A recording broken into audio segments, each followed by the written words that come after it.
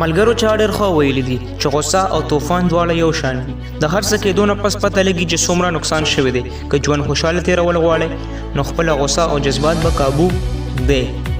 ډېر مخکې به ځئ. په ژوند کې به خپل خوبونه پوره کوئ. خوبونه هغه نه چې په خوب کې ووینئ، بلکې هغه چې تا خوب ته نه پرېږدي.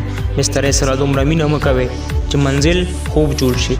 یاد وساتئ چې په هر یو خاندان کې څوک داسې وي چې د غریبۍ نه امیرۍ طرف ته ځي.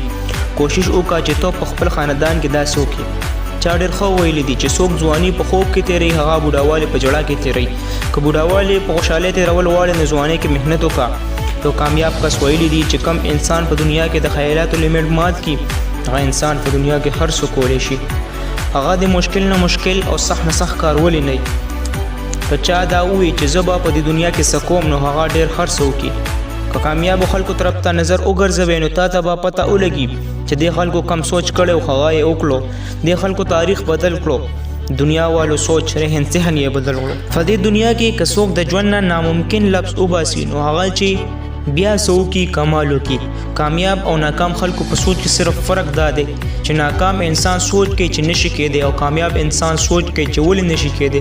صرف د دې سوچ د وجې ځینې خلک ناکام پاتې شي، بلکې څو خلک د کامیابۍ په پوڼو هیچي.